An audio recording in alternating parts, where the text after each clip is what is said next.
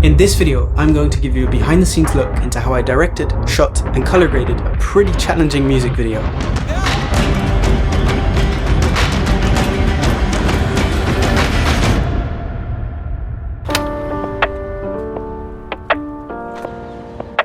At the beginning of this year, I was feeling a bit uninspired. I'd been kind of shooting other people's content for weeks on end, one job after the next, without shooting anything that I myself really wanted to create.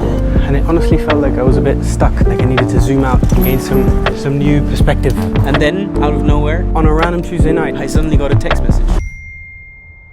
Some friends of mine asked me if I wanted to shoot a music video for them. Now, straight away we ran into a bit of trouble because they kind of forgot to mention that we had pretty much zero budget. And I thought, instead of using that as an excuse not to create, why not use it as a bit of a reason to get a little creative? Let's get into it. I filmed this entire video on the Sony FX3 together with my 24-105 f4 lens. And I've said this before, but paired with the right filters, which I'll get into later in this video, I think this is pretty much my favorite lens just because it's super versatile, it has really good autofocus, and just produces really nice images. For one or two shots, I also used my 16-35mm 2.8 lens. Apart from that, I only used a small bicolor LED light paired with a softbox and two of my 30cm RGB tube lights. We also rented a small portable smoke machine for half a day, but I'll get into the specifics of that later in this video. On a side note though, I truly believe that you can create all of the shots that you're about to see with simply an iPhone and some really basic lighting and color grading equipment. I started out by listening to the song that my friends made about 30 times over, and I then started creating a mood board in a program called Milanote, and they were actually kind enough to sponsor this video, which I'm super thankful for. Now for me, Milanote is actually the perfect tool to organize my creative projects, mainly because it's super visual. And I've been actually using it myself for about 2 or 3 years now, for tasks all the way from creating extensive to-do lists to scheduling out an entire shoot. Now you can also pick from various templates they have, but I prefer to start from scratch. For this music video, I put together a collection of photographs, commercials, films that inspired me and that accurately fit the vibe and concept of the music. The next step was adding to those visuals I'd found online by putting my own spin on the ideas. I split the song up into its 7 parts, and then I started to fill in the gaps just to make sure that everything would work together nicely to form a strong concept for the entire video. I also did my best to plan ahead for the color grading, just to give the video a really unique look and feel. You can actually also invite colleagues and clients to give feedback and collaborate in real time. If you're interested in trying Milanote, it's actually completely free with no time limit, and there's a link down below in the description of this video. The next step was figuring out how to actually achieve these effects with little to no budget. For this first shot, I really wanted to recreate an underwater drowning kind of vibe, since this went really well with the concept of the music. And so we turned a borrowed office space into a studio setting. We found a fish tank online, put 2 tables together, placed the fish tank on top of those tables, filled it up with water, and then set up the camera right below. Please be careful when trying this though, because I actually didn't really protect the camera at first. Yeah, you can kind of guess what happened. I then set up the lights, and we hung up one tube light directly across the fish tank and set that to a red color, and then I also added a simple fill light from the side. But there was something missing. For this shot I was actually not feeling it at all at the beginning, just because everything still felt a bit flat and boring, and eventually I decided on creating a strong color contrast between the blue and the red, and I then set the fill light to a flash kind of lightning effect, just to make the shot look a bit more dramatic. And yeah, that's pretty much it.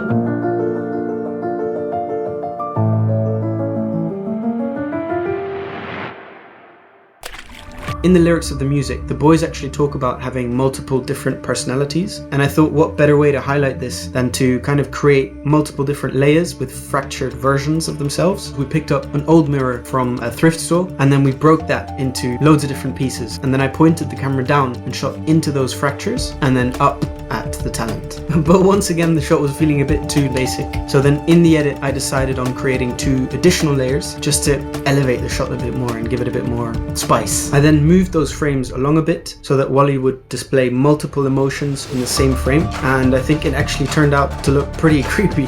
Of course I have to give a huge shout out to the boys, Jacob and Wally, for tirelessly going along with my ideas and for creating really cool music that'll be coming out soon. Now after my last couple of videos I actually got a huge amount of questions regarding my ND filters and Promise filters that I use, and after I uploaded my Morocco video, a company called Nisi actually reached out to me and sent me this really cool Swift Swift filter system, which I've been testing out on multiple shoots these past couple of months. Now you can simply screw in their variable ND filter and then click on any type of Pro Mist, polarizer or other filter. So yeah, I thought I'd share it with you in case there's someone out there that's still looking for an affordable set of high quality filters. Before I get into the last shot of the video, which was definitely my favorite one, I'll just do a quick breakdown of 3 shots I also really enjoyed creating. The first one being this POV type body rig shot, where both of the guys kind of had to pretend that they were drunkenly stumbling through a city. I put together a little camera rig and then I set the shutter speed to 1/5 of a second just to achieve that really dreamy low shutter effect. And then I made the guys hold the rig really close to their chest just so that it would feel as if the camera was part of the movements they were making. Now in the second one, which is a hanging mirror shot, we literally hung up a mirror, or 2 guys were actually just holding a mirror in the air, and then we shot into that mirror at volley, added kind of a top-down lighting setting, and then I simply doubled that reflection one more time in post. Again, actually going back to that core theme of the music, which I also feel like is a really important part when creating music videos, that you stay true to the essence of the music that you're actually creating the video for. Now the third one is a really cool shot of one of the guys' eyes that they opened underwater. Now we actually used a similar technique on a shoot for Audi Netherlands, which we did a couple weeks ago. Huge thanks, by the way, to Zilfer Schmitz for bringing me along on this project. Go check out his work here. He'll be releasing the Audi videos very soon. Now what we did was we actually just turned around the lens and simply held it really close to the sensor of the camera and then focused on the subject. But you have to be really careful with this and make sure that you don't actually scratch the sensor of the camera or the glass of the lens. Yeah, it's a bit of a makeshift trick that isn't the most professional way to do it. If you do it right, it's a great way around renting or buying an extra macro lens. If you would like to see more of these kind of short breakdown videos, I'll be posting a lot more short form content on my TikTok and on my Instagram. I'll also break down some of the other shots that I didn't really have the time to break down in this video. So yeah, you can take a look here if you're interested. Let's get into my favorite shot of the entire video, where one of the boys is literally hanging upside down by his legs from a bridge. Now, before we get into the specifics of this shot, I just have to say that I strongly recommend you don't try this shot at home. And just to be clear, both of the boys were very aware of the safety risks. Yeah, we at least took the basic necessary precautions to make sure that they wouldn't be harmed. For this specific shot, I was also actually really inspired by Stormzy's video for Audacity, and I also felt like giving the guys kind of a Joker inspired look would really add to the feeling of the shot. And so, due to the limitations of the budget, yeah, I challenged myself to create a similar kind of vibe with very, very minimal tools. So what we did was we bought some extra strong nylon fiber rope and carefully tied that around the legs of the talent. We then re-secured that rope with multiple layers of strong tape and steel rope, and then we covered everything up with some more black tape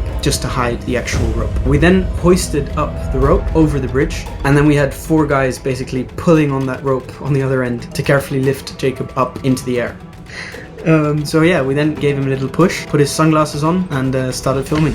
To make this shot a bit more exciting, I decided to set my Ronin S stabilizer to a 360-degree roll, and at the same time I pushed in on the subject just to give a bit more depth and also add kind of an Inception vibe to the shot. I also had set a light up in the background that hit Jacob from the side just to make him stand out from the background a bit more. Then we used a small portable smoke machine just to give a bit more of a dramatic Joker-esque feeling to the shot. Once again, please don't try to replicate this shot at home, just because, you know, there were some pretty severe safety issues.